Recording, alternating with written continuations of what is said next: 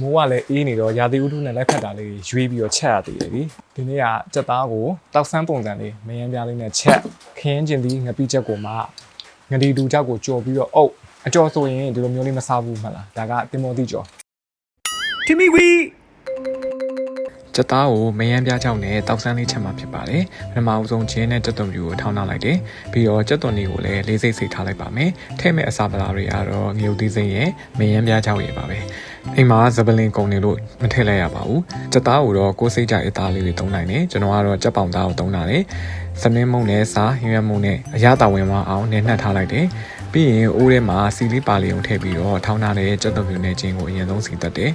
ပြီးတော့မှအရသာနဲ့နှက်ထားတဲ့ကြက်သားကိုကြက်အရေခွန်ဘတ်ချန်ကိုဦးနဲ့ကပ်ပြီးတော့အရင်ဆုံးဦးကင်းတိုက်ပြီးတော့စီသက်ချက်ပေးလိုက်ပါတယ်ကြံနေတဲ့အစာပလာတွေထည့်ပြီးတော့ကြက်သားနူးတွေထိရေမြုပ်အောင်ထည့်ပြီးတော့တည်ထားပေးလိုက်ပါတယ်ငန်းငါးငပြားတွေနည်းနည်းနဲ့ငရုတ်ကောင်းလေးထည့်တယ်အရသာအနေတော်ဖြစ်ပြီဆိုရင်တော့ကျွန်တော်ကနန်းနန်းမင်းများလေးအုပ်လိုက်တာပါပဲဒီမှာရှမ်းနန်းနန်းတို့ပင်စိမ်းတို့လည်းအုပ်နိုင်ပါတယ်ဒါဆိုရင်တော့အခုလိုမိုးရသည်မှာလိုက်ဖက်တဲ့ကြက်သားကိုမယမ်းပြားချောင်းနဲ့ချက်ထားတဲ့တောက်ဆန်းဟင်းလေးတစ်ခွက်ရပြီဖြစ်ပါတယ်စီလေးပါလေးုံနဲ့ဆိုတော့အရန်စားကောင်းတာပဲခင်ဗျာခရမ်းကျင်သီးချက်ကိုငနီတူတောက်ချော်လေးနဲ့ရောချက်မှာဖြစ်ပါတယ်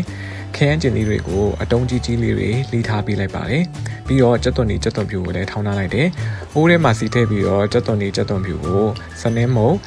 မြို့သီးအစိမ်းမုံတို့ထည့်ပြီးတော့စီတက်ပေးလိုက်တယ်ငပိစိမ့်စားနည်းနည်းပါထည့်ပြီးစီတက်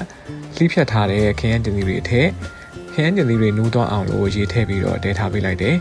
ခရမ်းကျင်သီးတွေကပျော်သွားပြီဆိုတော့မှမြို့သီးစိမ့်ရဲ့အရသာအတွက်စားဟင်းရမုံလိုက်တယ်ပေါ့နော်ခရမ်းကျင်သီးအိုးကိုခဏလေးချပြီးတော့မှအိုးတစ်ထဲမှာစီလေးပါလေးုံနဲ့ငနီတူကြောက်လေးတွေကိုကြော်လိုက်ပါတယ်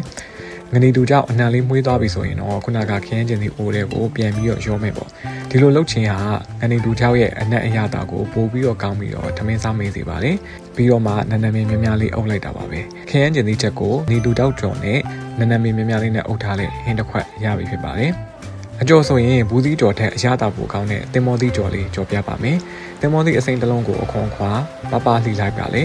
ပြီးတော့စလုံးထဲမှာအကျော်မုတ်ရဲ့စနင်းမုတ်နဲ့စားဟင်းရွက်မုတ်လေးထည့်ပြီးတော့အကျော်ဆက်လိုက်ပါလေအခုလိုမပြစ်မကျဲလေးဖြစ်ပါပြီဆိုတော့မှစီပူထဲမှာမိအေးနဲ့ကြော်လိုက်တာပါပဲတင်မောသီးငပေါင်းကြော်လေးကဘူးသီးကြော်ထက်ပိုပြီးတော့ချိုလေးနဲ့စားလို့အရန်မိတ်ပါတယ်ခင်ဗျာတို့စရာတပကိုင်းနဲ့အိမ်မှာရှိတဲ့ငပိလေးမှာကြော်နဲ့ဆွဲပါတော့မယ်ဒါလေးကတော့ကြက်ပေါင်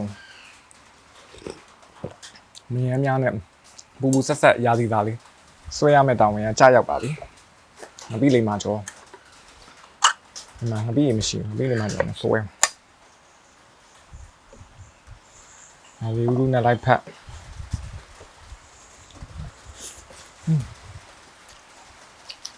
ကောင်းဟင်းမစားသေးဘူးဖိမိကူရဲ့ငပိလေးမှာတော့လည်းအရန်ကောင်းတယ်ကြက်ပေါင်တောက်ဆန်းမယမ်းပြားလေးနဲ့မယမ်းပြားနဲ့အချင်းချက်တာကတော့ကျွန်တော်တို့မော်လမြိုင်စားပါတော့ဟုတ်ငါမင်းတို့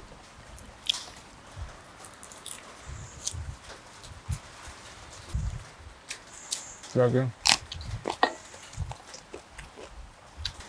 ဖိုက်ကတော့တော်စားတယ်ကြက်ပေါင်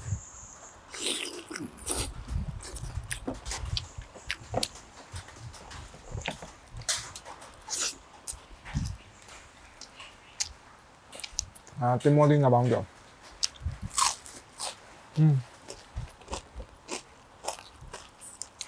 ဆယ်ယူပါပါခန်းနီချက်ကိုငနေသူကြောက်ကြော်လေးအုပ်ထား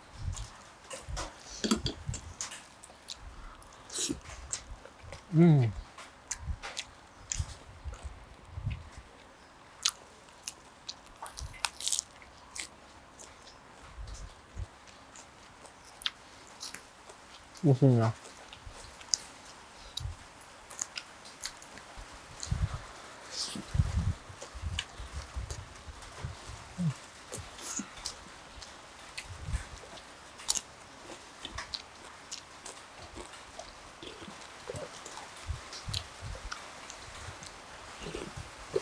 ဒီဟင်းသုံးခုသုံးပါလေအခုလိုရာသီဥတုနဲ့အရင်လိုက်ဖတ်တာအကျော်ဆိုလည်းတင်မောသီးငပေါင်းကြော်တွေကြော်ထားကြည့်ပုံမှန်ဘူးသီးကြော်တို့ပါလို့ဆက်ပို့ပြီးချိုးတာ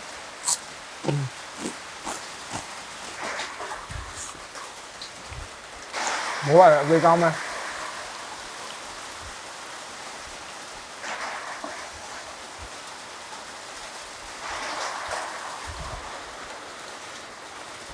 ခမင်းမှန်တော့ဘယ်လိုကောင်မှမသိဘူး